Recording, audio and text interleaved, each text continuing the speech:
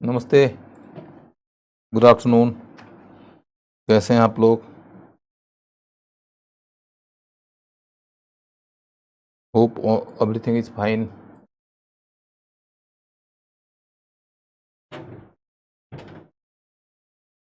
हम लोग अब मूव कर रहे हैं 1905 के दौर में। 1905 से लेकर 1920 के बीच का जो पीरियड है वो हमारे आज का टॉपिक है। 1905 से 1920।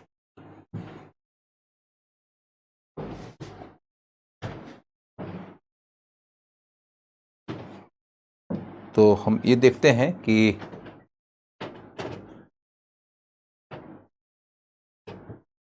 हाँ, मेरा क्लास 2-3 दिन का ही और है इसमें। तो मतलब 2-3 दिन का मतलब 3 दिन तो कम से कम लगेगा ही लगेगा, 2 दिन में तो नहीं पूरा होगा। तो 1905 से लेकर 1920 ईस्वी के बीच का है।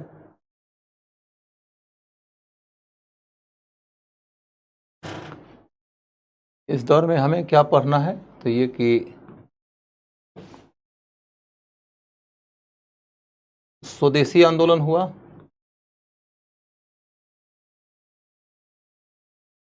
उसके बाद होम रूल आंदोलन हुआ। होम रूल आंदोलन हुआ।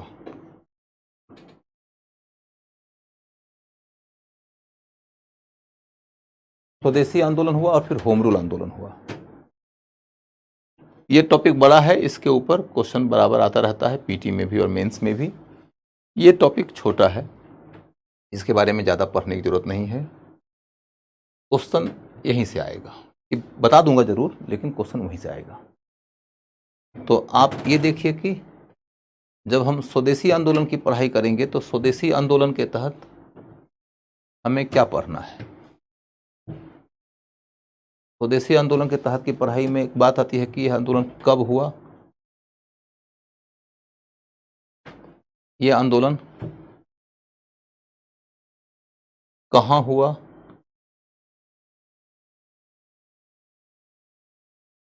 कौन किया,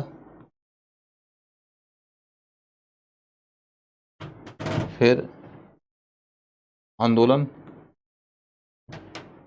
क्यों हुआ,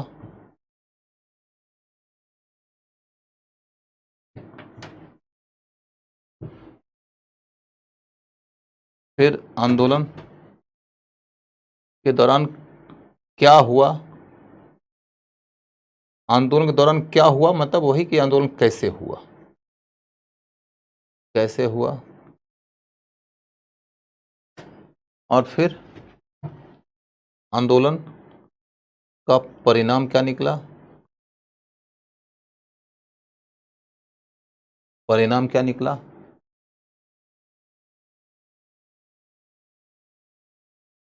और इंडियन नेशनल मूवमेंट में इसका स्थान क्या है, इसका स्थान क्या है। स्वदेशी मूवमेंट का इंडियन नेशनल मूवमेंट में क्या स्थान है। श्रीकांत जी धन्यवाद बेटा।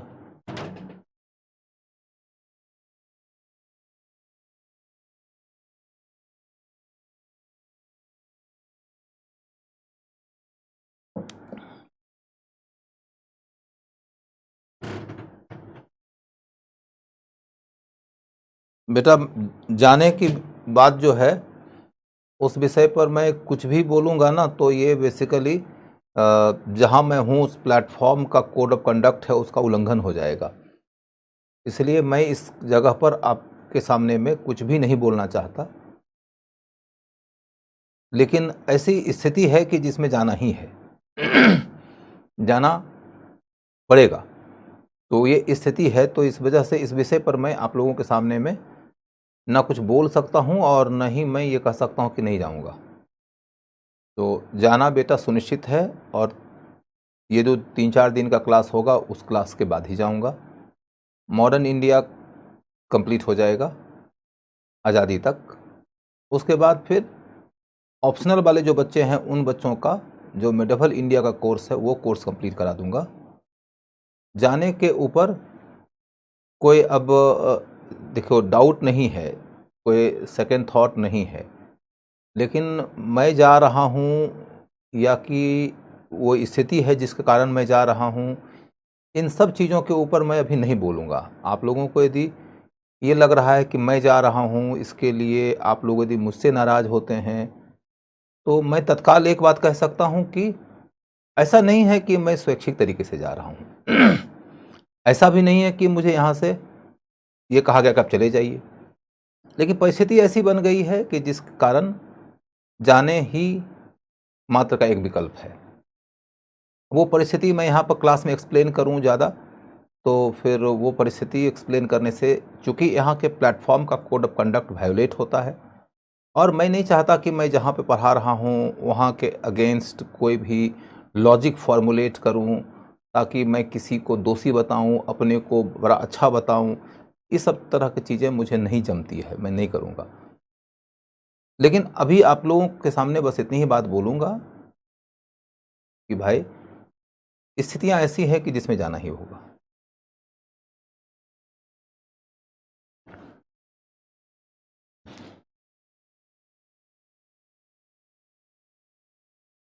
पवन बाबू ऐसा नहीं बोलिए बेटा, ऐसा मत बोलिए।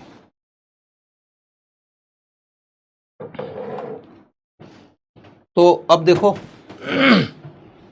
कब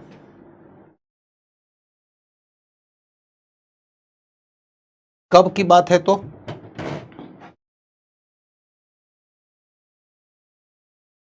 1905 से 1907 के बीच का दौर है। 1905 से लेकर 7 के बीच में चला है स्वदेशी आंदोलन। कहां कहां की बात इस जगह लिखता हूं, कहां तो मूलतः पश्चिमी बंगाल में, पश्चिमी बंगाल में।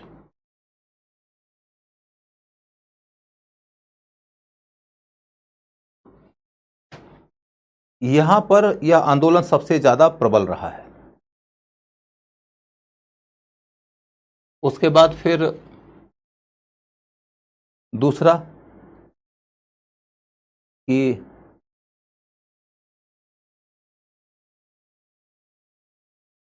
एक तो मैंने कहा मूलतः पश्चिमी बंगाल में, और दूसरा क्या है, तो दूसरा यह है कि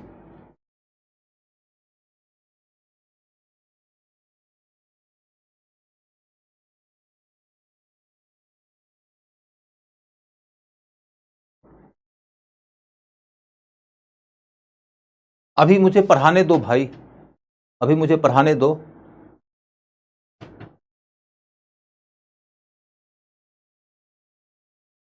पवन बेटा ऐसा नहीं बोलना चाहिए, सही बात बोल रहा हूं कि मतलब जहां मैं खड़ा हूं ना वो किसी एक कंपनी का एक इंस्टीट्यूशन का प्लेटफॉर्म है और उस प्लेटफॉर्म के ऊपर मुझे एक मौका मिला है आपसे जुड़ने का, और आपसे जुड़कर आपकी जो सेवा करता हूं उसके बदले में मुझे वो शुल्क देते हैं। और ऐसे में मेरा धर्म ये बनता है कि मैं यहाँ पर इसके पक्ष में ही रहूं, इसके विरोध में नहीं जाऊंगा। और आप भी यदि जाएं तो मेरा धर्म बनता है कि मैं आपको रोकूं। तो इसलिए इस तरह का स्टेटमेंट कृपया मत दीजिए। आगे मूलतः पश्चिमी बंगाल में, उसके बाद इसके अतिरिक्त इसके अतिरिक्त इसके अतिरिक्त कहाँ है तो दिल्ली में, Delhi, Punjab, oh sorry sorry sorry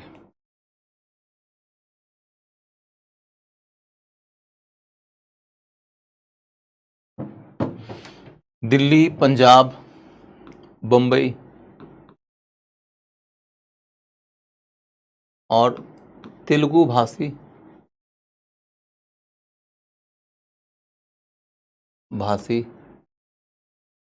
Madras आदि, इन क्षेत्रों में भी आंदोलन हुआ है।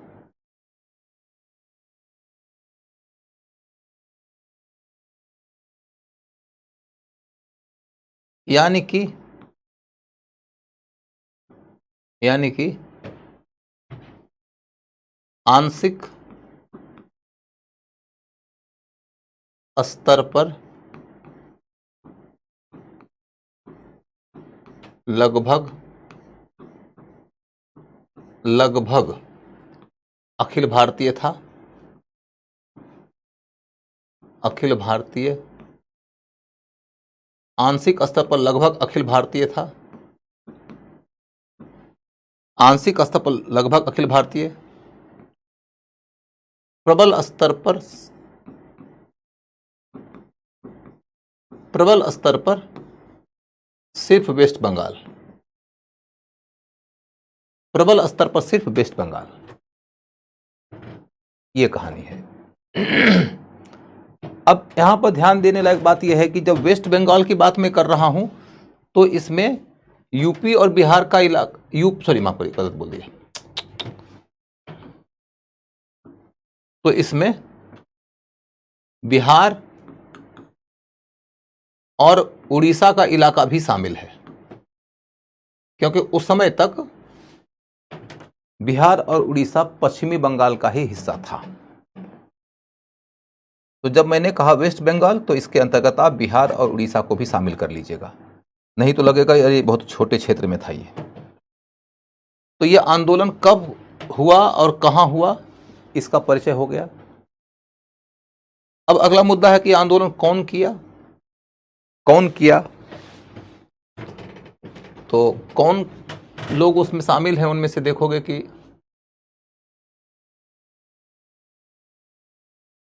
इंडियन नेशनल कांग्रेस,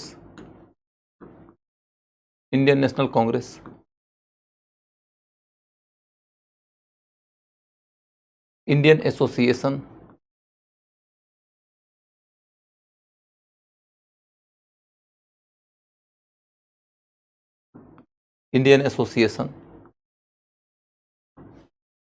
इसके बाद कई सारे कलाकार,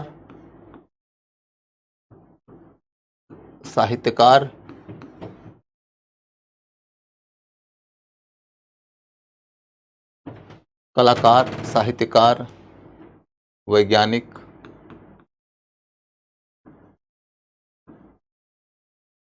आदि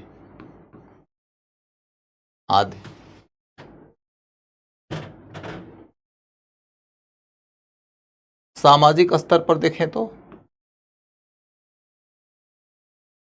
सामाजिक स्तर पर देखें तो हिंदू ही ज्यादा थे,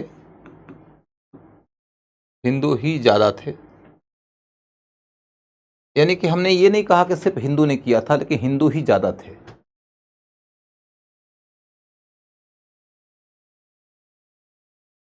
उसके बाद फिर मध्यवर्गीय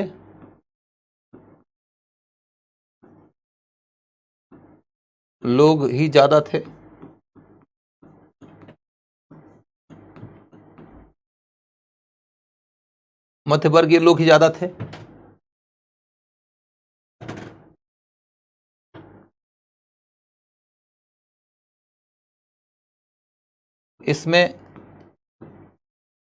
इसमें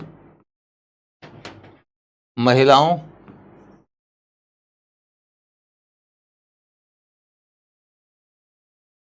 एवं युवकों की भागीदारी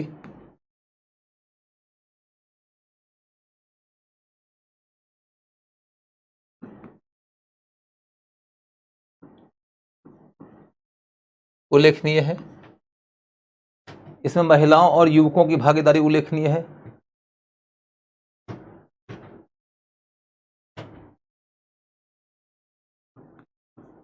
कुछ मजदूर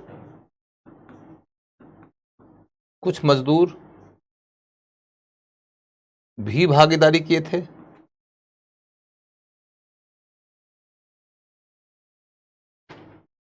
कुछ मजदूर भी भागीदारी किए थे, इसलिए इसे पूंजीवादी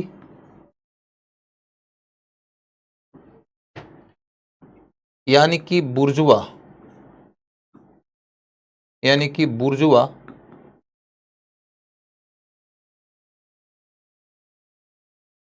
नहीं कह सकते।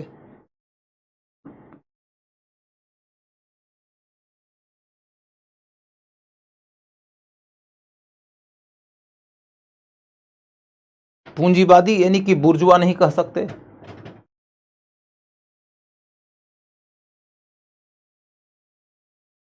उसके बाद पूंजीवादी यानी कि बुर्जुआ नहीं कह सकते।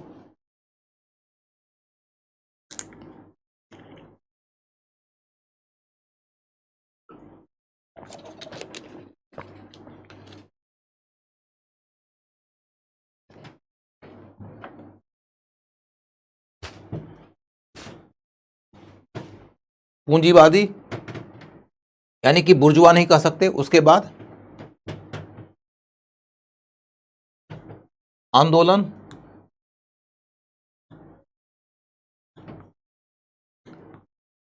आंदोलन शहरों तक सीमित रहा। शहरों तक रहा, इसलिए किसान की भागीदारी नहीं हुई। इसलिए कृषक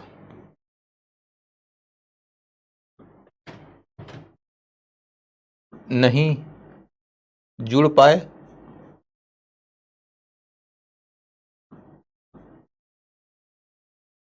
कृषक नहीं जुड़ पाए।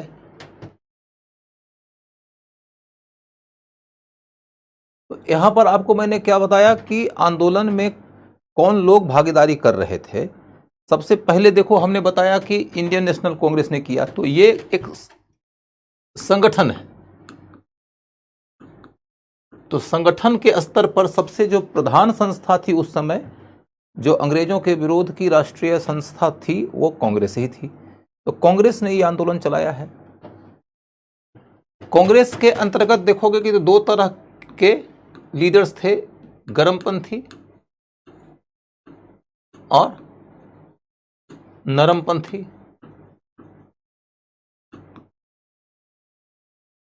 गर्मपंथी और नरमपंथी, तो दोनों की भागीदारी थी। दोनों की भागीदारी थी।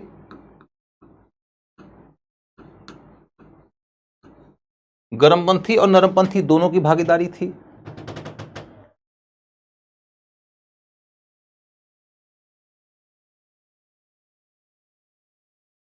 गर्मपंथियों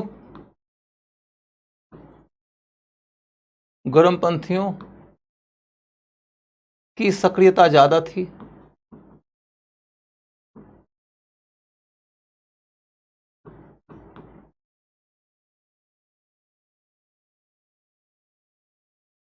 गर्मपंथियों की सक्रियता ज्यादा थी। गर्मपंथियों की सक्रियता ज्यादा थी।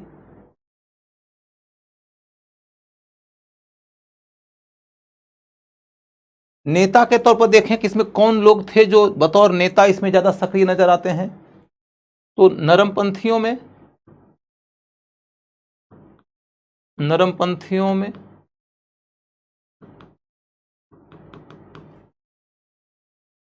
दादा भाई नौरोजी,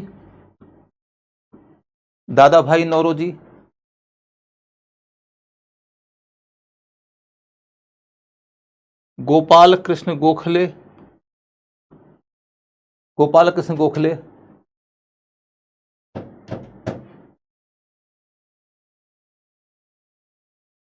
आनंद मोहन बोस,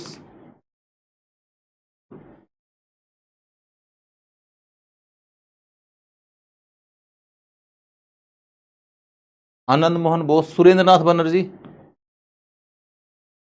आदि, सुरेंद्र नाथ बनर्जी आदि।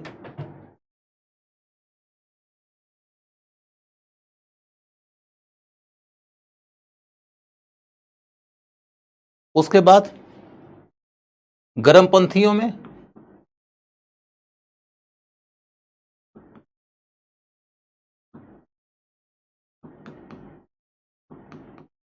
गर्मपंथियों में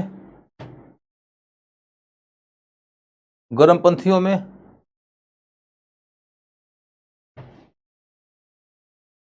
अरविंद घोष, अरविंद घोष,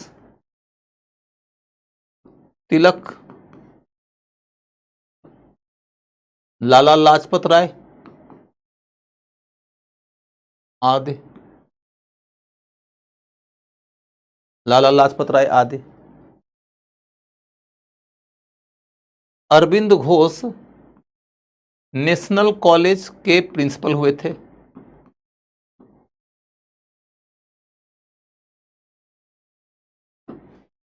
अरविंद घोष नेशनल कॉलेज के प्रिंसिपल हो गए थे। अरविंद घोष नेशनल कॉलेज के प्रिंसिपल हो गए थे।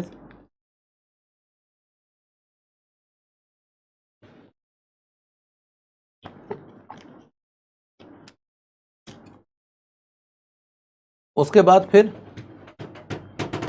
विशाल धाकर जी, आपको जन्मदिन की बहुत सारी शुभकामनाएं, खूब सारा आशीर्वाद आपको। आप यूं ही विशाल बने रहिए और धाकर बने रहिए। आपके नाम को साकार करिए आप। हम सब लोगों की शुभकामनाएं आपके साथ में है।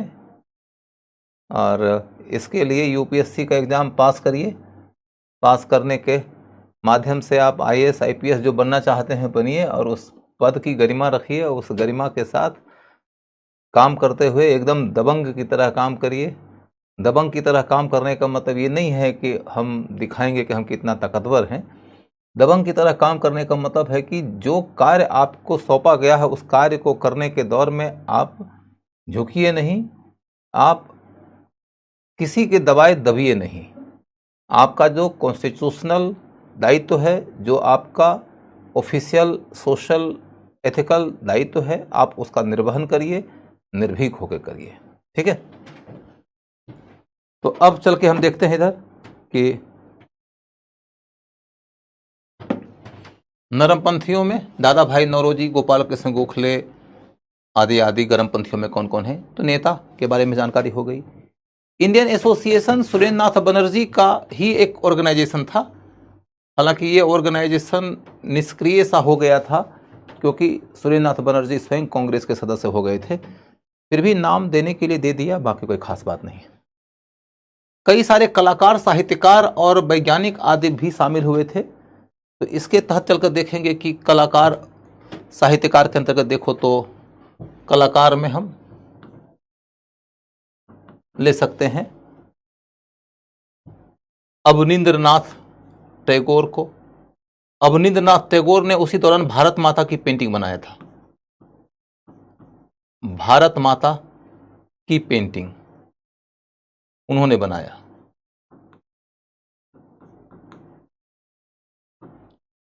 यहां से पेंटिंग की स्वदेशी धारा की शुरुआत हुई। अभी लिख लीजिएगा, आगे एक्सप्लेन कर दूंगा। यहां से पेंटिंग की स्वदेशी धारा की शुरुआत हुई।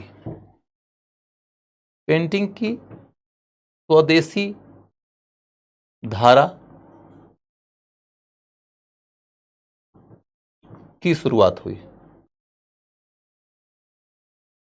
यहां से पेंटिंग की स्वदेशी धारा की शुरुआत हुई। फिर आप देखोगे कि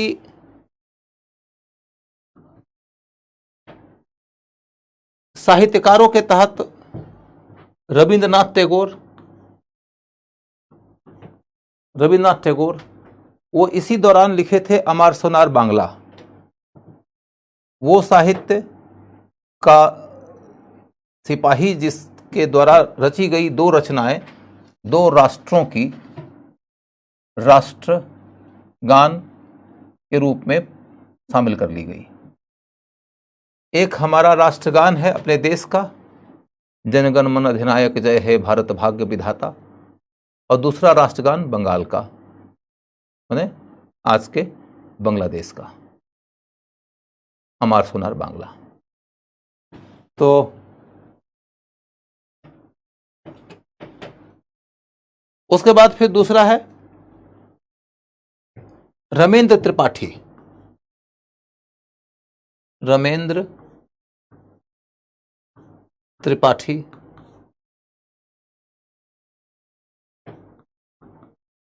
उन्होंने उस समय रक्षाबंधन की शुरुआत किया।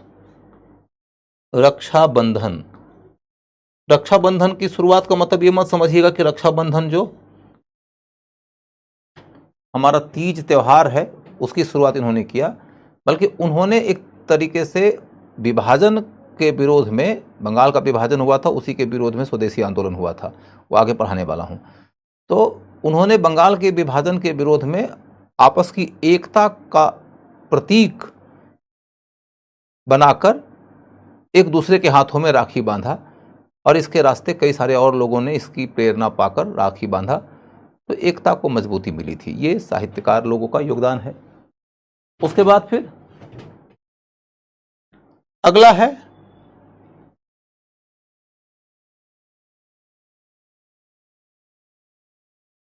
गोपाल गणेश देउस्कर। देउस्कर देउस्कर देउस्कर ने उस समय एक बहुत महान साहित्य की रचना किया था, जिसके माध्यम से उन्होंने लोगों को ये बताया कि ब्रिटिश सरकार जो ऊपर ऊपर ये बातें करती है कि हम आपको सभ्य बनाने के लिए आए हैं, वो सभ्य बनाने वाली जो बातें हैं वो दिखावटी हैं। वास्तव में देउस्कर जो हैं वो ये कहना चाह रहे थे, मतलब देउस्कर जो है तो कहना चाह रहे थे कि वास्तव में जो ब्रिटिश सरकार है वो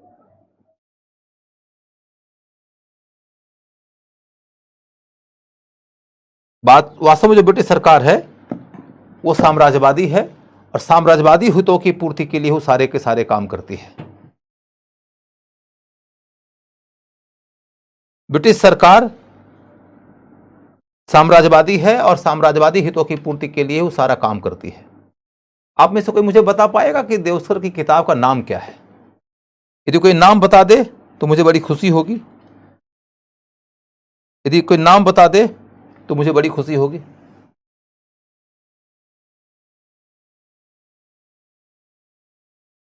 यूपीएससी में पीटी के एग्जाम में पूछा जा चुका है, इसलिए मैं आपसे पूछ रहा हूं। देउस्कर साहब थे मराठी, रहते थे बिहार के इलाके में, जो कि उस समय बंगाल का हिस्सा था, और लिखते थे बंगला में। और उन्होंने जो ब्रिटिश सरकार की छवि बताई थी, उस छवि से ब्रिटिश सरकार के प्रति मोह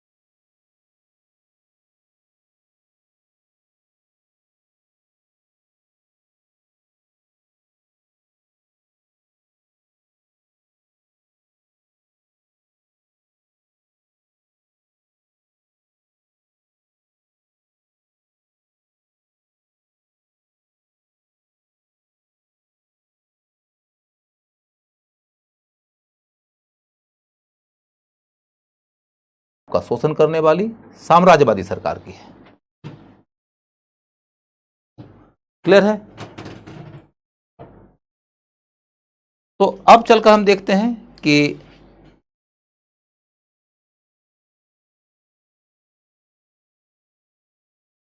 कौन से साहित्यकार थे, वो सब समझ में आ गया। उसके बाद फिर एक वैज्ञानिक वगैरह भी कुछ हैं, जैसे प्रफुल्ल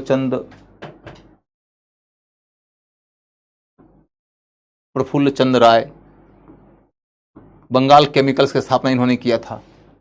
तो इस तरीके के कुछ वैज्ञानिक लोग भी इसमें शामिल हुए थे। तो आपके सामने में यह स्पष्ट हो गया कि कौन संगठन है, कौन नेता है, साहित्यकार, कलाकार, वैज्ञानिक आदि कौन है। सामाजिक स्तर पर देखा जाए कि इसमें कौन से सामाजिक पृष्ठभूमि के लोग शामिल हुए थे, तो सामाजिक पृष्ठभूमि के स्तर पर जब आप जाते हैं सामाजिक पृष्ठभूमि के स्तर पर, तो सबसे पहले तो आपके दिमाग में यह स्पष्ट ही है कि वेस्ट बंगाल के इलाके में ही ज्यादा प्रबल हुआ था, जिसमें बिहार और झारखंड और उड़ीसा का इलाका शामिल था। ईस्टर्न बंगाल में यह आंदोलन न के बराबर था। बाकी भारत के इलाके में देखा जाए तो जगह जगह पे कुछ कुछ प्रभाव था, हालांकि ज़्यादा नहीं था। तो कहाँ कहाँ था, तो दिल्ली में, पंजाब में, बंबई में और मद्रास में। मद्रास का जो तेलुगु भाषी इलाका है, उस इलाके में यह वंदे मातरम आंदोलन के नाम से जाना गया। यहां पर यह लिख लीजिए, मद्रास के तेलुगु रीजन में, आज ना आंध्र प्रदेश अलग है, फिर उससे तेलंगाना अलग हो गया, लेकिन ये तो आज़ादी के बाद की व्यवस्था है। जब तक ब्रिटिश सरकार का शासन चलता था तब तक उस इलाके के अंदर एक ही राज्य था, उसका नाम था मद्रास। तो मद्रास के अंदर बहुत सारे ऐसे क्षेत्र भी थे जहां के लोग तेलुगु भाषा बोलते थे। कई सारे इलाके थे जहां के लोग कन्नड़ भाषा बोलते थे। कन्नड़ भाषियों से कर्नाटक बन गया और तेलुगु भाषियों से आंध्र प्रदेश बन गया था। तो मद्रास का जो तेलुगु भाषी प्रदेश था, वहां पर स्वदेशी आंदोलन का प्रचार करने वाले नेता थे बिपिन चंद्र पाल। बिपिन चंद्र पाल जो थे वो गणपंथी दल के नेता थे, कांग्रेस के। और उन्होंने जो आंदोलन चलाया था वो लोकली एक दूसरे नाम से जाना जाता था, उसका नाम है वंदे मातरम आंदोलन। वंदे मातरम आंदोलन, वंदे मातरम आंदोलन। कुल मिलाकर देखो तो यह समझ में आ गया कि कौन कौन आंदोलन चला रहे हैं। मैंने कहा कि जिन क्षेत्रों में आंदोलन हुआ है उन क्षेत्रों के अंदर कौन से सामाजिक वर्ग ने इस आंदोलन में भागीदारी किया, तो ज्यादातर हिंदुओं की भागीदारी हुई, मुस्लिम भागीदारी कम हुई। अब क्यों कम हुई है उसकी चर्चा हम आगे करने वाले हैं, तब हम करेंगे जबकि हम ये पढ़ने जाएंगे कि आखिर यह आंदोलन क्यों हुआ।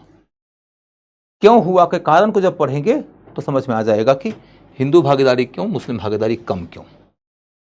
लेकिन इतनी बात है कि हिंदू भागीदारी ज्यादा हुई है। दूसरा मुद्दा है कि मध्यवर्गीय लोगों ने ही ज्यादा भागीदारी किया, क्योंकि आंदोलन के पहले तुम समाज सुधार आंदोलन पढ़ चुके हो। समाज सुधार आंदोलन में भी ज्यादातर मध्यवर्गीय लोग ही थे। उसके बाद आपने ये पढ़ा है कि भाई राष्ट्रवाद का उभार हुआ तो उसमें ज्यादातर शहर में रहने वाले मध्यवर्गीय लोग ही थे।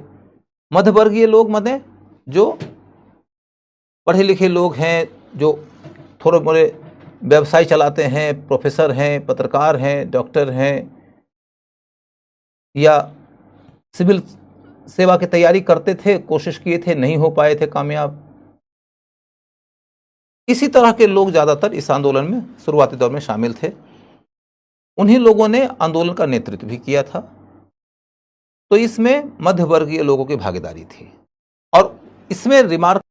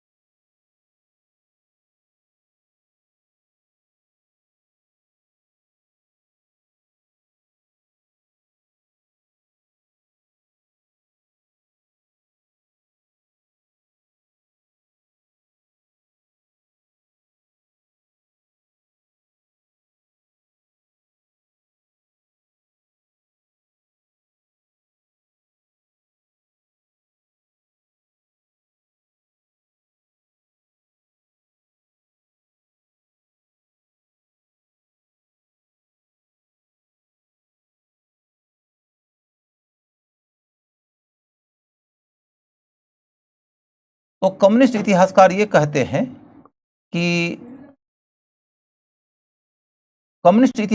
कहते हैं कि जो राष्ट्रीय आंदोलन था वो भारत के पूंजीपतियों का आंदोलन था। वो इसलिए आंदोलन कर रहे थे ताकि भारत के पूंजीपतियों के हितों की पूर्ति की जा सके। सरकार अंग्रेज पूंजीपतियों के पक्ष में थी और भारतीय पूंजीपति चाहते थे कि सरकार के ऊपर दबाव डालें और वो दबाव में आकर भारतीय पूंजीपतियों के हित में कानून बनाए, नियम बनाए। तो भारतीय पूंजीपतियों के हित में कानून बनाए और नियम बनाए, क्या दिक्कत हो गई है भाई?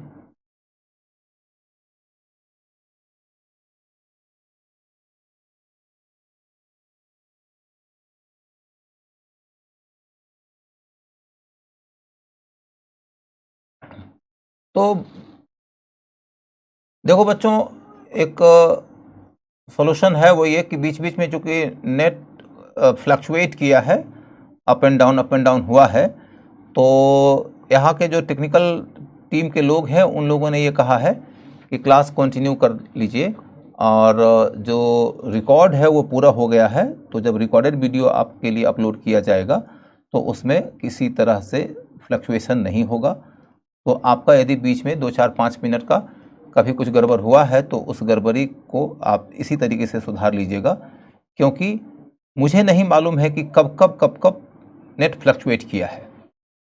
आप लोग यदि नेट के फ्लक्चुएशन के दौर से किसी तरह की कठिनाई में हैं तो आप अपनी ओर से सवाल पूछ सकते हैं। मैं आपके लिए एक इंतजाम कर दूंगा कि जब ये टॉपिक ख़त्म करूंगा, टॉपिक ख़त्म करने के बाद आप लोगों से पूछ लूँगा कि कहाँ पर आप लोगों को दिक्कत हुई। दिक्कत के पॉइंट आप यदि हमारे नोटिस में ला देंगे तो मैं उस समय इसका समाधान दे दूंगा, अभी ही दे दूंगा कुछ देर के बाद। पहले इस टॉपिक को ख़त्म करने दीजिए, ठीक है? तो हम ये चल कर देखें कि मैंने कहा कि मध्यवर्गीय लोगों ने भागीदारी किया, महिलाओं ने किया, युवकों ने किया। भारत के जो कम्युनिस्ट थे उन लोगों ने भारतीय राष्ट्रीय आंदोलन को यह कहते हुए क्रिटिसाइज किया कि यह तो राष्ट्रीय आंदोलन था ही नहीं, ये आंदोलन तो भारत के पूंजीपतियों का आंदोलन था। और भारत के पूंजीपतियों के इस आंदोलन को उन्होंने बुर्जुआ आंदोलन का नाम दिया। पूंजीपति आंदोलन माने बुर्जुआ आंदोलन, दोनों एक दूसरे का पर्यायवाची है। तो कम्युनिस्ट लोगों ने कहा कि बुर्जुआ आंदोलन है क्योंकि ये पूंजीपतियों के द्वारा चलाया गया है। हमने क्या कहा कि अरे भैया, स्वदेशी आंदोलन में तो मजदूर लोग भी भागीदारी किए थे, क्योंकि मजदूर लोग भागीदारी किए थे तो वो पूंजीपतियों के पक्ष में क्यों लड़ेंगे, वो तो अपने हित में लड़ रहे थे। यानी कि यह आंदोलन बुर्जुआ आंदोलन नहीं था, यानी पूंजीपति का आंदोलन नहीं था। इस क्रम में एक और फैक्ट आपको बता देता हूं जो इसमें नहीं लिखा गया है, वो ये कि स्वदेशी आंदोलन में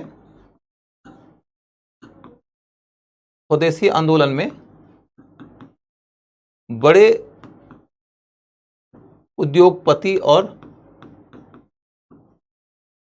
उद्योगपति और व्यापारी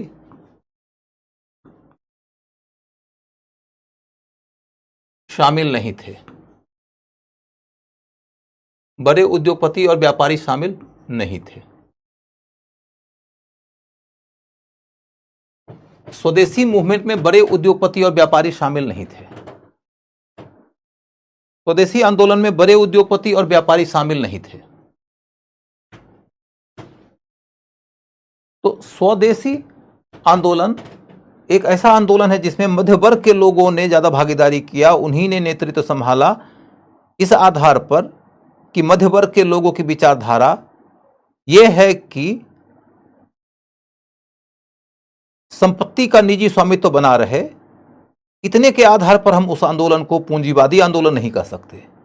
इतने के आधार पर हम ये नहीं कह सकते कि आंदोलन भारत के पूंजीपतियों के हित की पूर्ति के लिए चलाया गया आंदोलन था।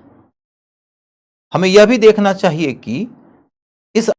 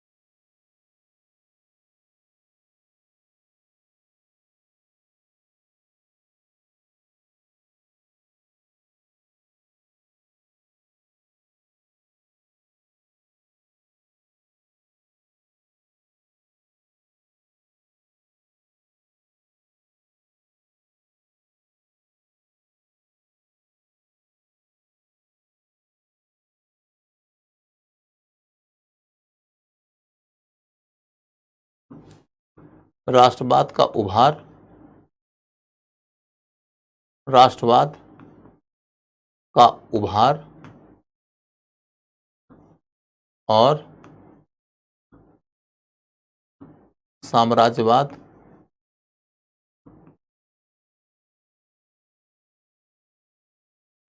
का राष्ट्रीय आंदोलन पर प्रहार, राष्ट्रीय आंदोलन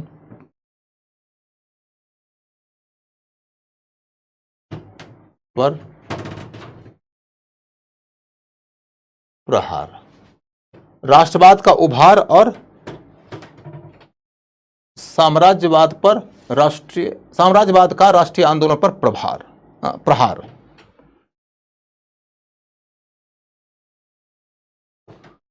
आधारभूत कारण यह है।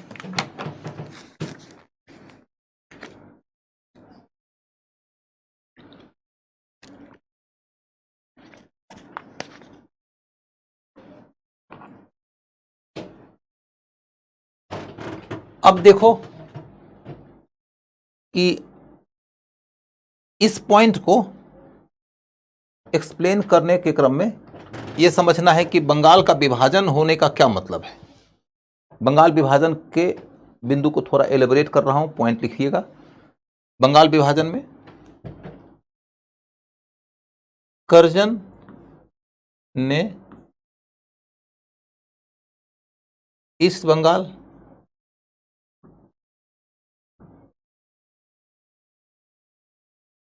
प्लस असम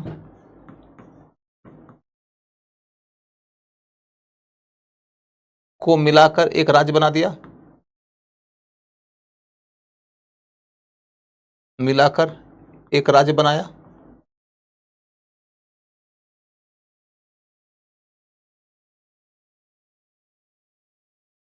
ईस्ट बंगाल और असम को मिलाकर एक राज्य बनाया।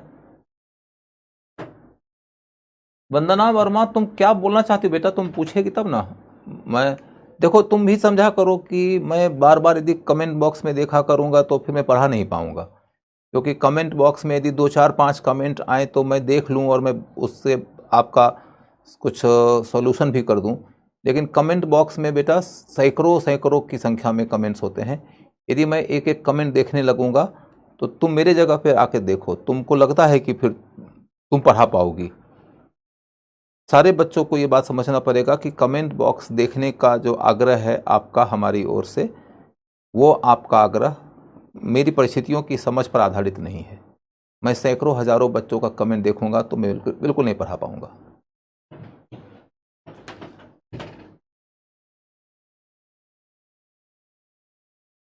और क्लास के रुक जाने की बात जो आपने कहा वो सही बात है कि मे बी कि कुछ टेक्निकल इशू हो रहा है, कुछ नेट संबंधी फ्लक्चुएशंस हो रहा है, तो जो कि उसमें मेरी भूमिका नहीं है। टेक्निकल विंग के लोग काम कर रहे हैं और आप लोगों का समाधान एक ये है कि रिकॉर्डिंग जब होगा तो आपके सामने में फ्लॉलेस रहेगा, वो कॉन्टिन्यूस रहेगा, तो उसमें दिक्कत नहीं आएगी।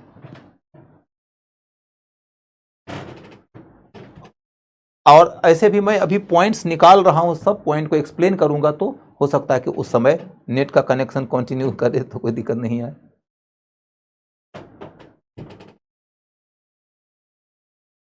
चलो समझाऊंगा रश्मि चौहान बेटा, समझाऊंगा जरूर। अभी समझाने का काम बाकी है, तो इसकी चिंता मत करो। तो तात्कालिक कारण बंगाल विभाजन, कर्जन ने ईस्ट बंगाल प्लस असम को मिलाकर एक राज्य बना दिया। और पश्चिमी बंगाल, पश्चिमी बंगाल में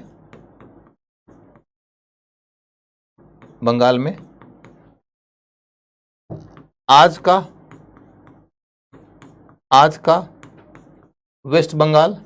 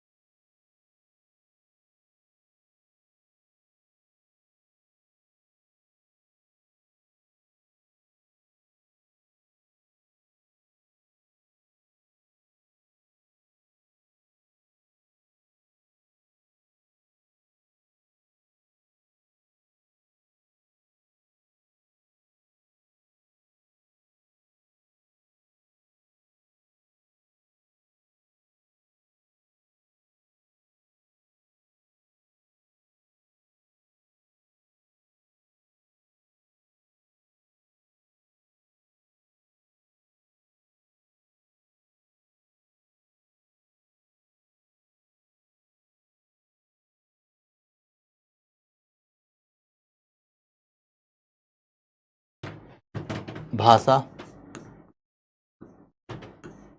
के विवाद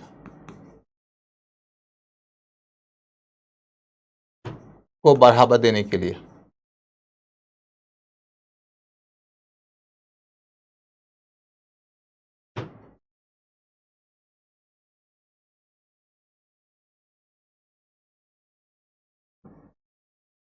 बंगला वर्सेस हिंदी, बंगला वर्सेस उड़िया जैसी भाषा के विवाद को बढ़ावा देने के लिए, यानी कि धर्म और भाषा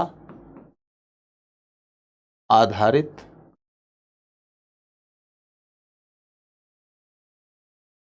संघर्ष को बढ़ावा देने के लिए।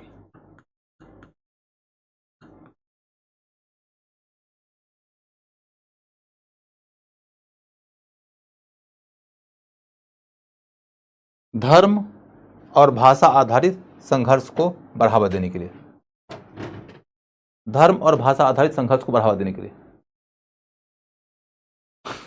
कहता है क्लास में भूत प्रेत की छाया है, बार बार रुक जाता है।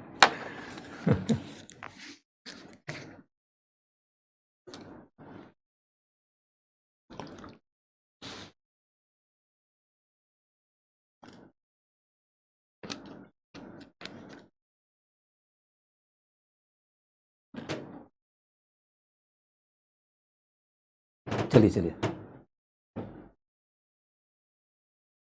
और तब अगला मुद्दा है कि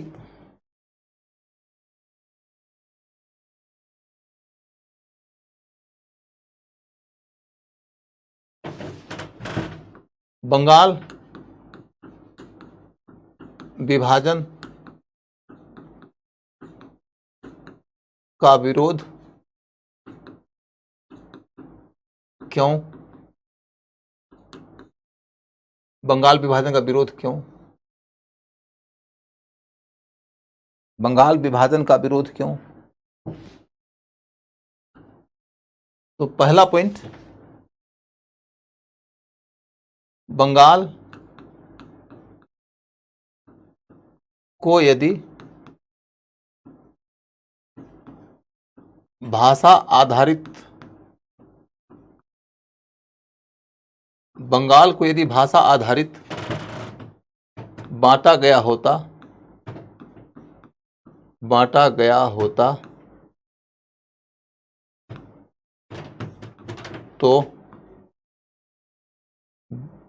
तो विरोध नहीं होता,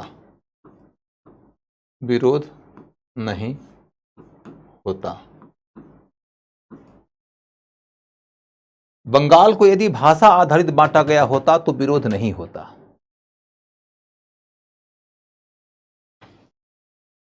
यानी कि विरोध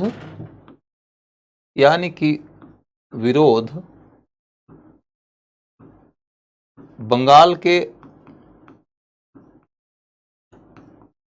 विभाजन का नहीं, बंगाल के विभाजन का नहीं,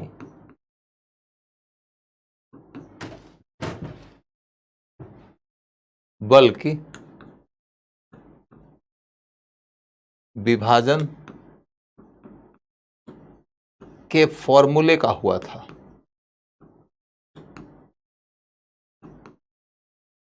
फॉर्मूले का था। विभाजन बंगाल के लिए जरूरी था, ये मानते थे उस समय के बंगाल के राष्ट्रवादी भी, क्योंकि सच मामले में बंगाल बहुत बड़ा था। आप कल्पना करके देख सकते हो कि आज का बांग्लादेश और आज का पश्चिम बंगाल, आप कल्पना करके देखो कि आपके आज के पश्चिम बंगाल अकेले से 42 सांसद आते हैं। कितने प्रदेश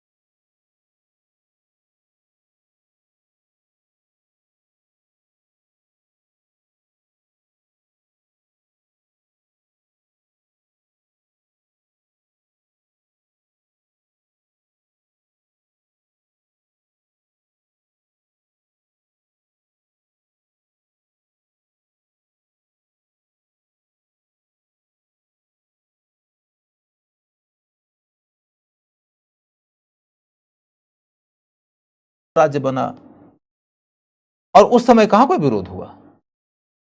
यानी कि विरोध बंगाल के विभाजन का नहीं था, विरोध था विभाजन के फॉर्मूले का, जिस फॉर्मूले के तहत सरकार ने क्या सिस्टम बनाया था। सरकार ने सिस्टम ये बनाया कि हम एक पूर्वी बंगाल बनाएंगे जिसमें मुस्लिम आबादी ज्यादा होगी और वो हिंदू आबादी से धार्मिक आधार पर झगड़े करेगी, और एक पश्चिमी बंगाल बनाएंगे जहां पर कि हिंदू और मुसलमान तो आपस में लड़ेंगे ही लड़ेंगे, साथ ही साथ बंगला भाषी, हिंदी भाषी, उड़िया भाषी के बीच में भाषा के नाम पर झगड़ा होगा।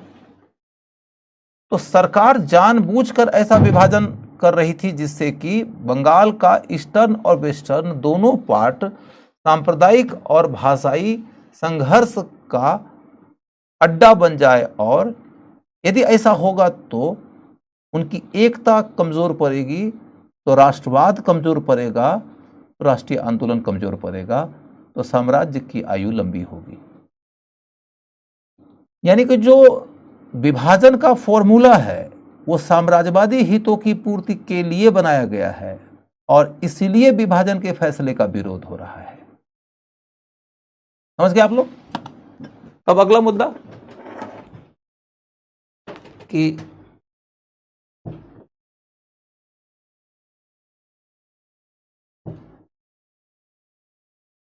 वास्तव में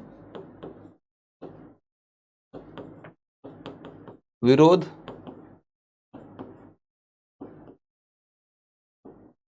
के लिए आधार पहले से तैयार था,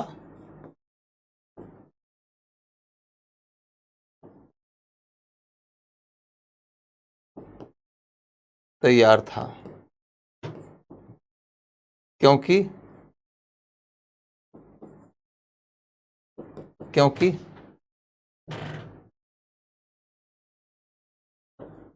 राष्ट्रीय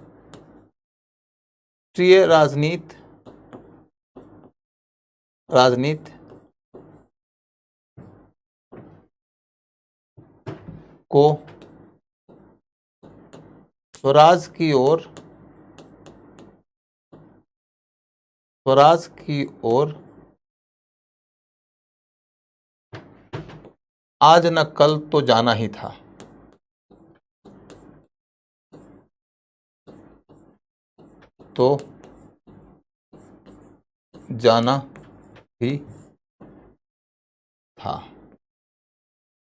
राष्ट्रीय राजनीति को स्वराज की ओर या स्वराज की मांग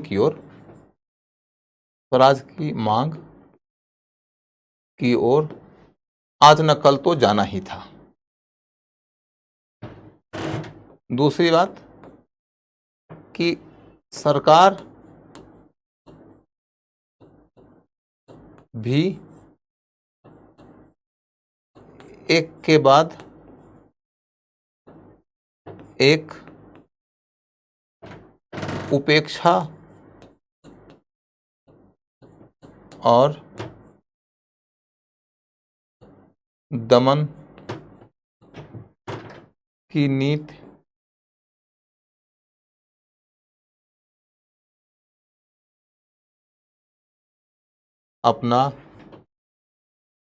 अपना रही थी।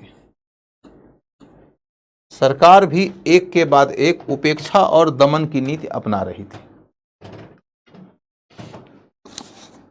सरकार भी एक के बाद एक उपेक्षा और दमन की नीति अपना रही थी।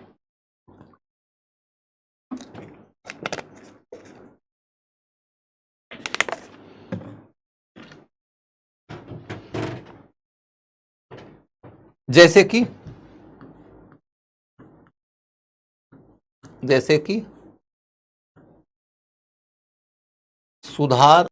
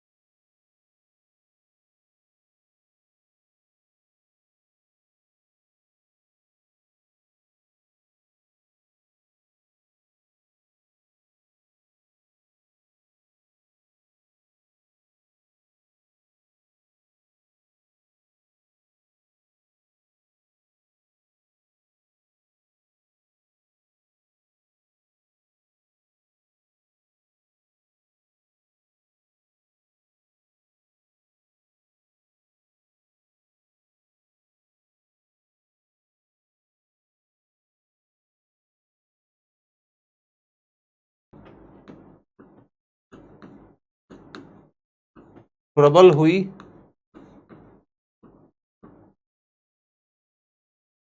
राष्ट्रवाद की भावना और प्रबल हुई, विरोध इसी का परिणाम था,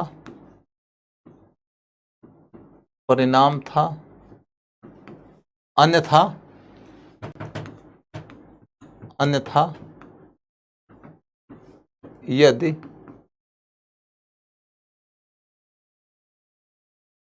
सिर्फ बंगाल विभाजन का विरोध होता, बंगाल विभाजन मात्र से आंदोलन जन्मा होता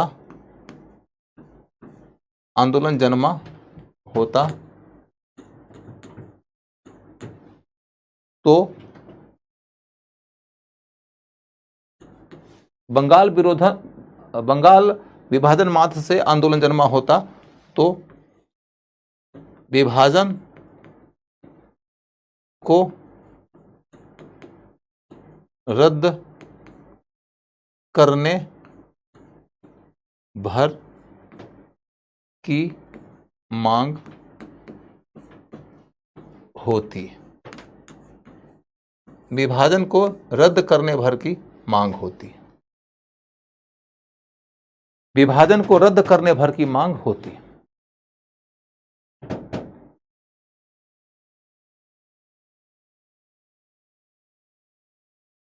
विभाजन को रद्द करने भर की मांग होती। ठीक है,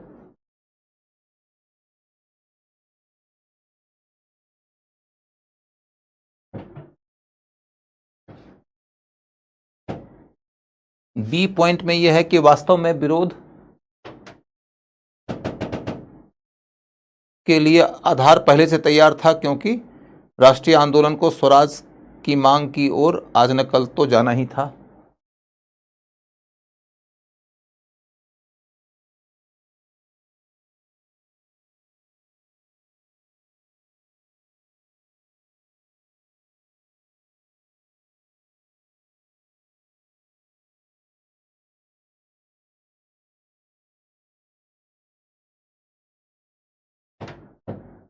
आप लोग देख लो बेटा, जितना यहां लिखा हुआ है आप देख लो इसको।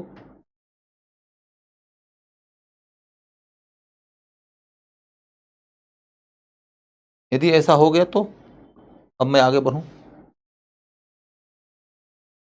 ठीक है,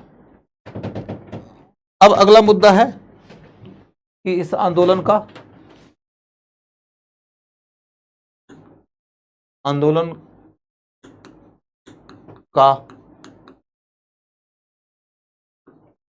कार्यक्रम, आंदोलन का कार्यक्रम क्या है। आंदोलन के कार्यक्रम के तहत चल के देखो तो सबसे पहली बात है इसकी मांग।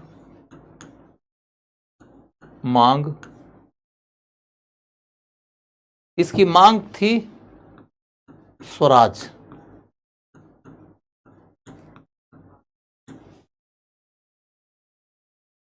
स्वराज का मीनिंग क्या है।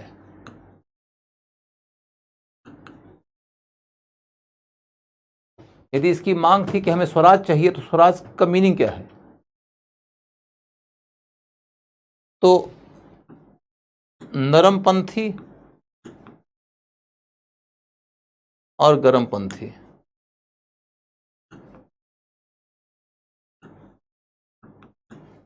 नरमपंथी और गरमपंथी, इन दोनों की दृष्टि में स्वराज का अर्थ अलग अलग था। नरमपंथी कहते थे डोमिनियन स्टेटस,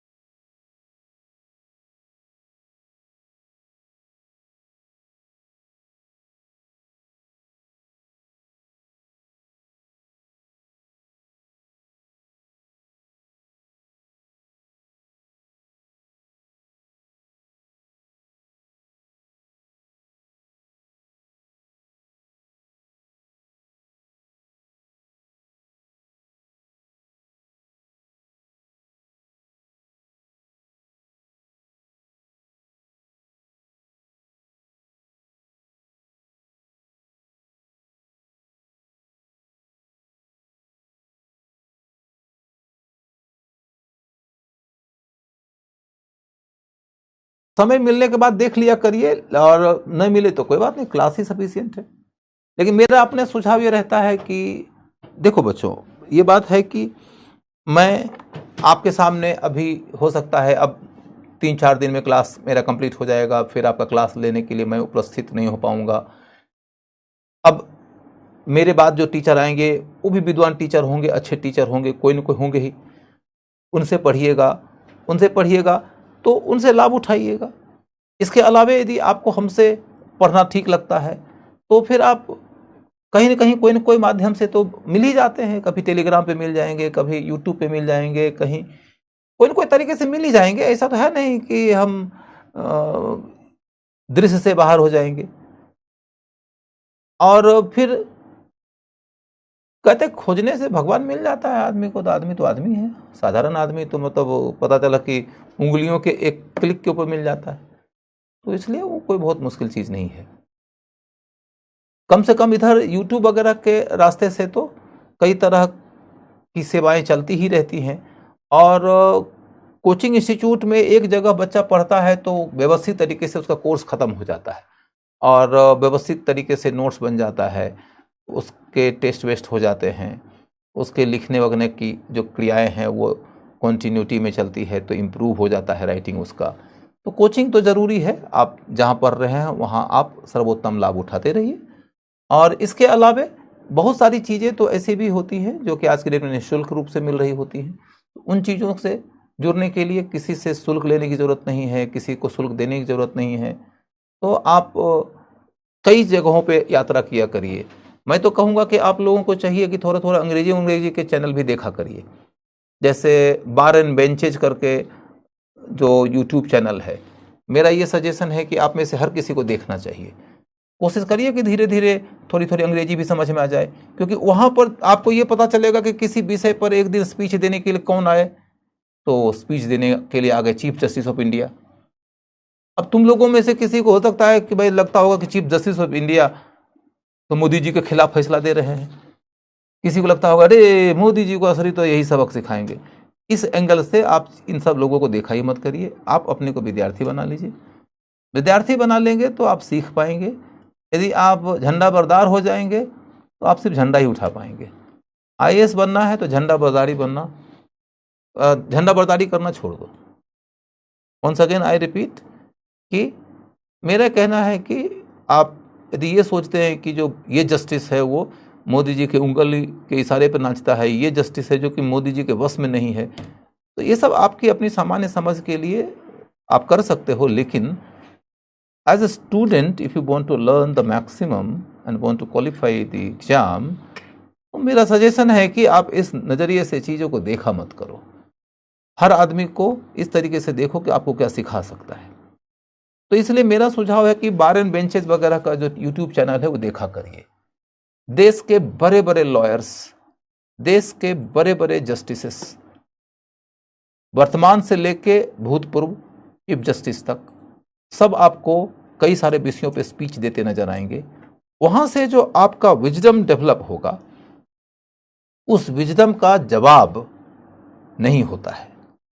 देखो बच्चों, कोई भी हमारे मित्र हैं, हमारे कलीग हैं, इस इंस्टीट्यूट में, उस इंस्टीट्यूट में, एक्स में, वाई में, जेड में, अपने अपने जगह पे सब विद्वान हैं, सब अच्छे शिक्षक हैं, सब बहुत अच्छी सेवा कर रहे हैं। उनके प्रति पूर्ण आस्था रखते हुए उनकी बात को पढ़ो। लेकिन जरूरी नहीं है कि हम उस विषय के ऊपर, उसके बाहर के दायरे में न जाएं। खास तौर पे तब जरूर जाएं जब हमको ये लगे कि एक तो ये निःशुल्क है और ऊपर से ये लगे कि अरे ये तो एक्सीलेंट है। इसीलिए मैंने कहा कि बार एंड बेंचेस वगैरह को देखा करो। मान लो कि बात आती है जुडिशियल एक्टिविज्म की, मान लो कि बात आती है जस्टिस डिलेट की, बात आती है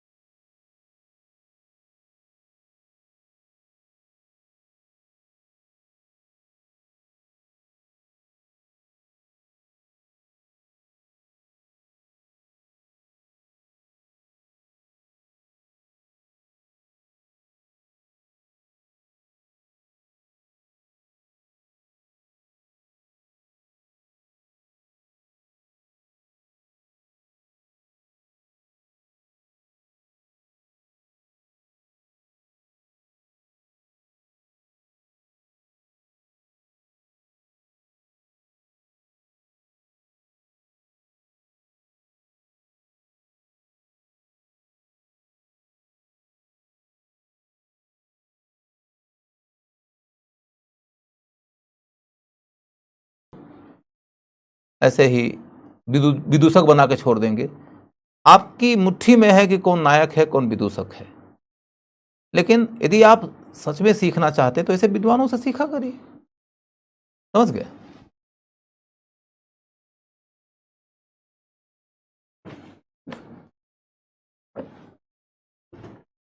अब चल के देखो कि स्वराज का मीनिंग क्या है, मैंने बता दिया, मांग समझ में आ गई। उसके बाद तब अगला है मांग को मनवाने का उपाय। मनवाने का उपाय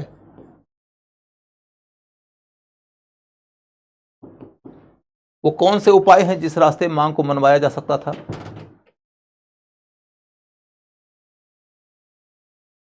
तो एक उपाय है कि उन्होंने कहा विदेशी विदेशी का बहिष्कार,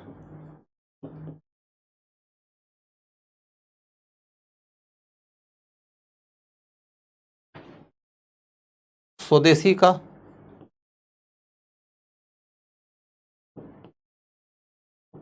विकल्प और बाकी जन आंदोलन। जन आंदोलन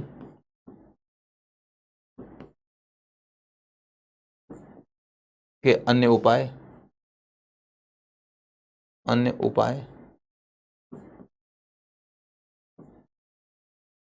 मनवाने का तरीका यह था। विदेशी के बहिष्कार के तहत हम क्या देख रहे हैं? तो विदेशी के बहिष्कार की तरफ चल कर देखो तो एक है कि विदेशी माल का बहिष्कार, माल का बहिष्कार माने कोई विदेशी वस्तु आए तो उसका बहिष्कार कर दो, boycott foreign goods, boycott foreign goods. विदेशी सेवा का बहिष्कार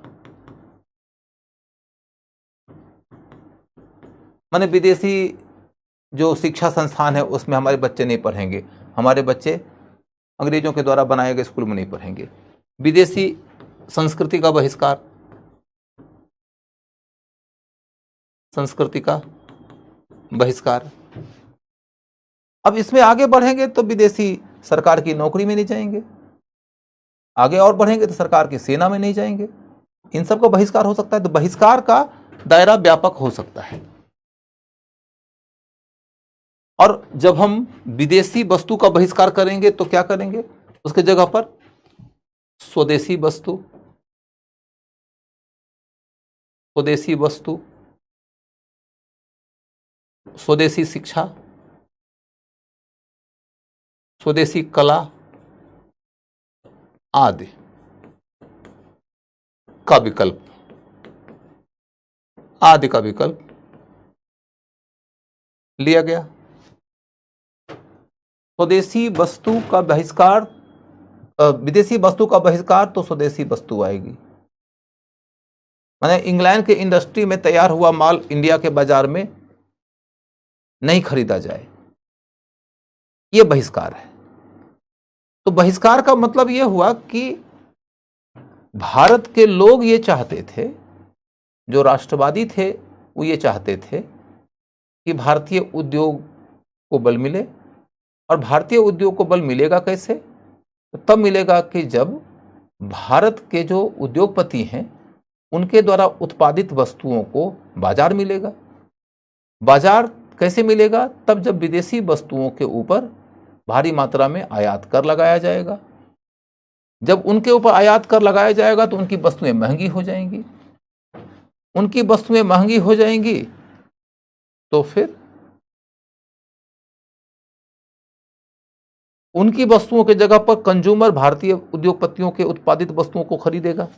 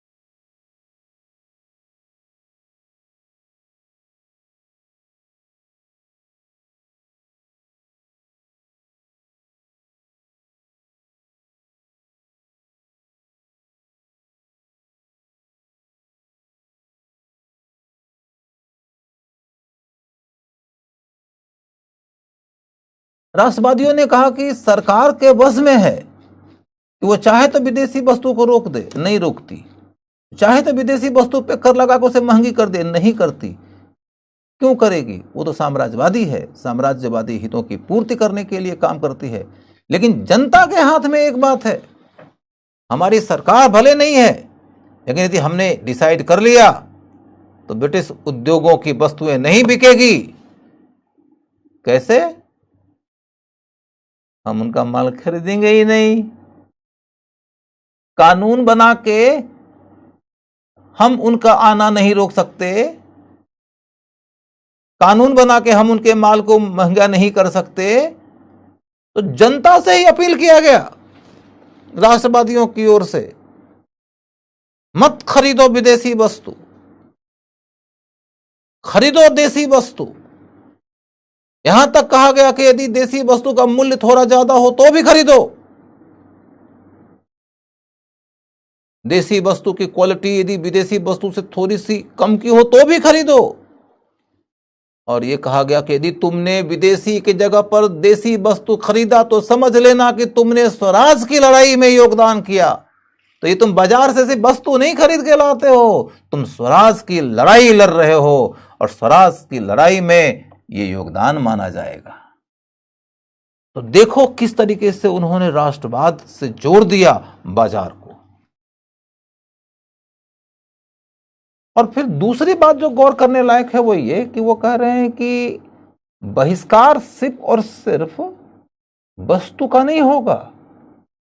अंग्रेज जो भारतीयों के मानस पटल पर कब्जा कर बैठे हैं कि अंग्रेज सभ्यता सुपीरियर है, उनकी शिक्षा की पद्धति अच्छी है, उनकी कला अच्छी है, उनकी संस्कृति अच्छी है, उनकी ओवरऑल विचार प्रणाली अच्छी है, हमें इसे काउंटर करना पड़ेगा। और यहां देखो तो आपको यह बात समझ में आएगी कि इसके जगह पर तो स्वदेशी जो आया है, स्वदेशी माल मात्र नहीं आया, स्वदेशी विचार प्रणाली आई, स्वदेशी शिक्षा प्रणाली आई, स्वदेशी कला प्रणाली आई, जिसके तहत यह बात कही जाने लगी कि इंडियन वे ऑफ लाइफ की ओर लौटो। ये इंडियन वे ऑफ लाइफ की ओर लौटने की ओर न्योता देने वाला एक आंदोलन है। इसलिए यह भारतीय इतिहास का एक बड़ा टर्निंग पॉइंट है। जब तक कि तुम वेस्टर्न वे ऑफ लाइफ की बात करोगे ना, तब तक अंग्रेजों की सुपीरियोरिटी तुम्हारे दिलो दिमाग पर छाई रहेगी, और तब तक तुम अंग्रेजों के विरोध में मुखर नहीं हो पाओगे। तुम्हारे मन में एक संशय ऐसा बना रहेगा कि अंग्रेजों का रहना सही में अच्छा है क्या? और तब तुम क्या सोचोगे कि सिस्टम में कुछ दोष है, उसको सुधार दिया जाए तो फिर ये सिस्टम बेहतर बनाया जा सकता है। लेकिन जब आप ये तय कर लेते हो कि हमें तो अंग्रेजों से पूरी मुक्ति चाहिए, खत्म करो सिस्टम, तो कहते हैं कि वेस्टर्न वे ऑफ लाइफ से ज्यादा बढ़िया ईस्टर्न वे ऑफ लाइफ, चलो लौट चले पूरब की ओर। तो आप कहते हो स्वदेशी चाहिए अपने को, तो स्वदेशी माल मात्र नहीं है, स्वदेशी शिक्षा है, स्वदेशी कला है। तो आप देखो कि भारत की राष्ट्रीय राजनीति को स्वदेशी आंदोलन ने एक बिल्कुल ही नई दिशा में मोड़ दिया। किस तरीके से नई दिशा में मोड़ दिया? तो एक तो बड़ी बात यह हुई कि इसने कहा कि सुधार नहीं चाहिए अपने को। अब ऐसा नहीं है कि हमें अब सिर्फ थोड़ा सा पॉलिटिकल रिफॉर्म चाहिए, थोड़ा सा इकोनॉमिक एंड एडमिनिस्ट्रेटिव रिफॉर्म चाहिए। अब कहा गया हमें तो स्वराज चाहिए। दूसरी बात है कि स्वराज की मांग एक आवेदन के रूप में नहीं की गई है कि हमने एक प्रतिवेदन दे दिया एक तरह प्लीज कंसीडर और डिमांड, तोला नहीं।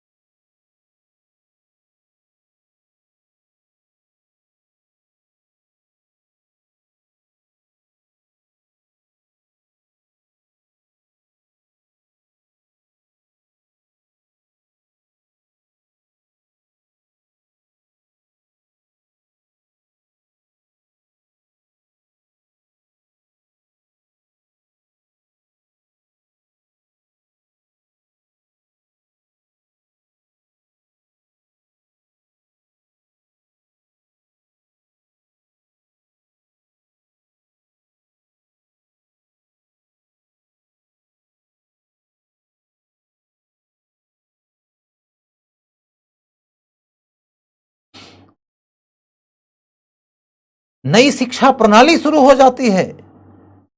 एक शिक्षा केंद्र ऐसा खोला गया जिसके की प्रिंसिपल हुए अरविंद घोष, जिसको नेशनल कॉलेज कहते हैं। एक नई शिक्षा संस्था बनी शांति निकेतन, विश्व भारती वाला, जिसकी शुरुआत की रविन्द्रनाथ टैगोर। तो ये पूरी की पूरी नई जीवन पद्धति शुरू हो गई, जिसे हम इंडियन वे ऑफ लाइफ कह सकते हैं। जब आपका अपनी संस्कृति पर यकीन होता है, आपका अपने देश पर यकीन होता है। आपका अपने देश पर यकीन होता है, आपके अंदर विदेशी सत्ता के प्रति विरोध का भाव प्रबल हो जाता है। और यही भाव जब प्रबल होता है तो आंदोलन प्रबल हो जाता है। साम्राज्य के पांव के नीचे की धरती डोलने लगती है। स्वदेशी आंदोलन ने ब्रिटिश साम्राज्य के पांव के नीचे की धरती को डगमग डगमग डुला दिया था। समझ गए?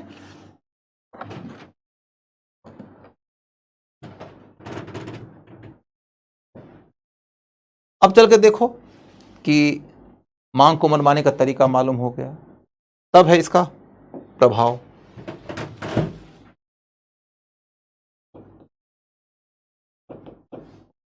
प्रभाव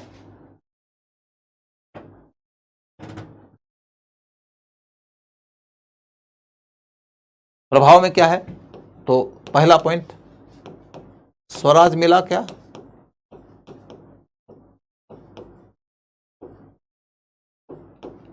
तो उत्तर है नो,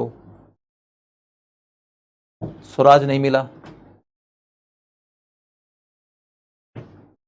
ऊपर से आंदोलन के भविष्य को लेकर होने वाले मतभेद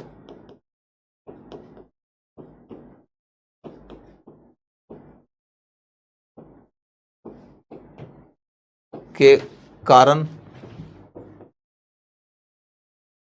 आंदोलन के भविष्य को लेकर होने वाले मतभेद के कारण कांग्रेस का विभाजन हो गया।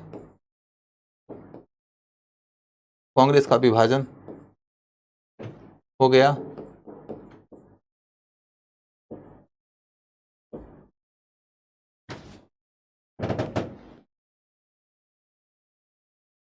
इसके हो गया, इतना ही रखते हैं। कांग्रेस विभाजन हो गया। तब कहते हैं किंतु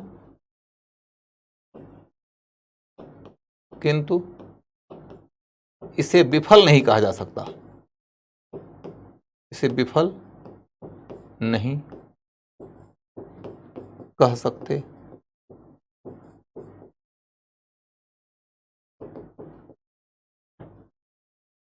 स्वराज मिल जाता तो पूर्णतया सफल होता ना। स्वराज नहीं मिला तो इसे हम पूर्णतया सफल नहीं कहते हैं, लेकिन विफल कैसे कह सकते हैं? जब तुम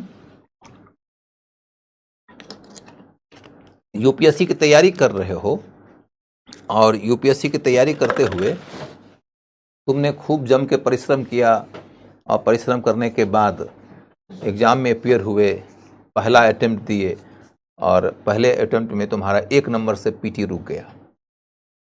तुम कलेक्टर तो नहीं बने, तो क्या तुम विफल हो गए?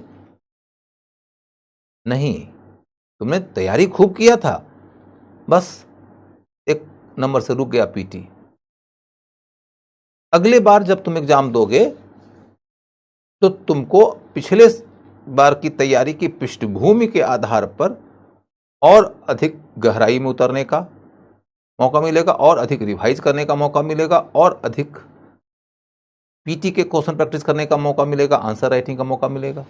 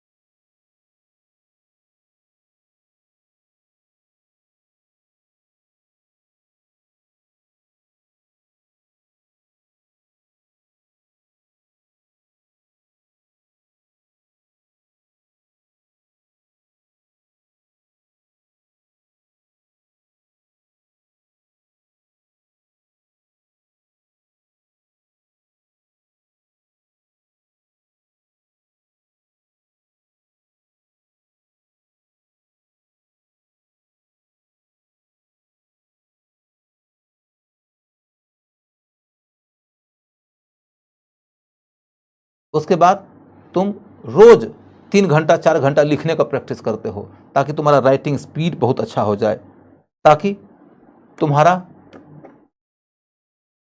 हैंडराइटिंग भी इंप्रूव हो, ताकि 3 घंटा में लिखते लिखते तुम्हारा लिखने का टेम्परामेंट डेवलप हो जाए, 3 घंटा में लिखते लिखते तुम्हारा लिखने का स्टेमिना डेवलप हो जाए। क्योंकि स्पीड मैटर नहीं करता है, सिर्फ यह भी तो ध्यान देखना पड़ेगा कि क्या 3 घंटा तक लगातार लिखने का अभ्यास है तुमको, 3 घंटा तक लगातार एक स्पीड में लिखने का अभ्यास है तुमको, 3 घंटा तक कॉन्सेंट्रेट रखकर लिखने का अभ्यास है तुमको, 3 घंटा तक लिखने के लिए स्टेमिना भी चाहिए, टेम्परामेंट भी चाहिए, सब कुछ चाहिए। और ऐसा तुमने यदि 20 बार कर लिया तो तुम इंप्रूव कर जाते हो, और अचानक पता चला कि अरे तुम तो टॉप कर गए, तुम तो टॉप 10 में आ गए, तुम तो टॉप 20 में आ गए। तो जब तुम टॉप 20 में आए हो तो तुम कामयाब हो, लेकिन तुम्हारी आज की कामयाबी जो पहले अटेम्प्ट की तैयारी थी उसकी पृष्ठभूमि से पूर्णतया मुक्त होकर आई है क्या? तो पहले अटेम्प्ट में भी जो तुमने काम किया था वो भी काम आया है। इस तरीके से बच्चों ये समझना जरूरी है कि स्वदेशी आंदोलन जब हमारा हुआ था, स्वदेशी आंदोलन स्वराज की मांग के साथ में हुआ था, स्वराज की प्राप्ति तो नहीं हो पाई। तो क्या हम ये कह देंगे कि स्वदेशी आंदोलन फेल हो गया? तो हम कहेंगे नहीं भैया, स्वदेशी आंदोलन फेल नहीं हुआ है। स्वदेशी आंदोलन पूर्णतया कामयाब भले नहीं हुआ था, किंतु इसकी अपनी उपलब्धियां भी हैं। इसकी उपलब्धियां क्या है? इसकी उपलब्धियां क्या है? तो यदि आप इनकी उपलब्धियों की ओर चलकर देखो तो एक उपलब्धि तो यह है कि बंगाल विभाजन वापस हुआ, बंगाल विभाजन वापस,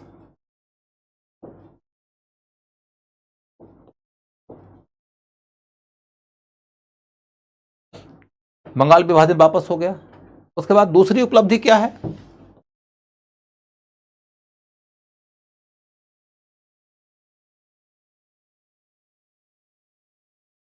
तो दूसरी उपलब्धि है 1909 का एक्ट आया, का संविधान सुधार अधिनियम आया।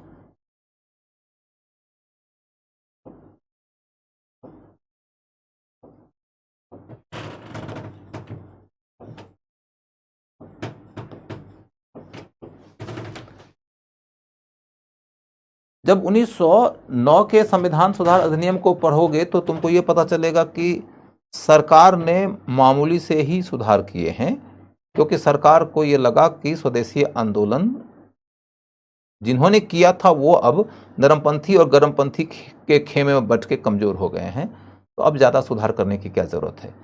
इसलिए सुधार कम हुआ, लेकिन थोड़ा तो हुआ, ये उपलब्धि तो है। उसके बाद तीसरा पॉइंट, स्वराज की मांग एक नए पड़ाव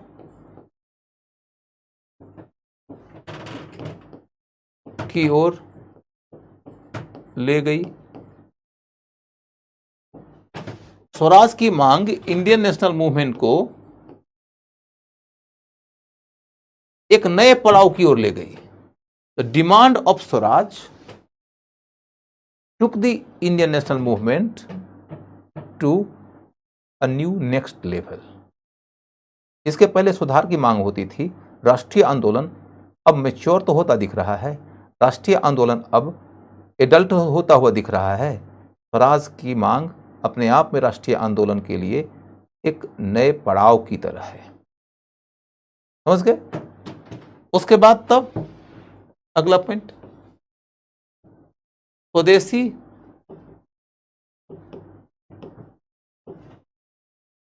और बहिष्कार आंदोलन हो या असहयोग आंदोलन, इसने माने स्वदेशी आंदोलन ने इन आंदोलनों को मजबूत पृष्ठाधार प्रदान किया। अब इतने के साथ हमारा आंसर तैयार हो जाता है।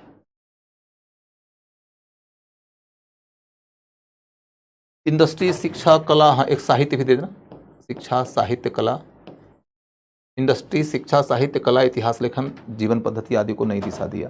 तो आप लोगों ने अब कई दफ़ा डिमांड किया है कि आज का क्लास आगे न बढ़ाया जाए, तो चूंकि स्वदेशी आंदोलन का टॉपिक हमारा कंप्लीट हो जाता है, तो कंप्लीट हो जाने के बाद मैं मान के चलता हूं कि आज का क्लास रोक देना चाहिए। वैसे भी 7-8 मिनट का टाइम बचा हुआ है, नया टॉपिक शुरू करेंगे तो ख़त्म भी नहीं होगा, तो यहीं पर क्लास रोक देता हूँ, ठीक है। और आप लोगों को यदि स्वदेशी आंदोलन के बारे में कुछ पूछना होगा, अगले क्लास में पूछ सकते हैं, आपका जवाब मैं दे दूंगा। नमस्कार।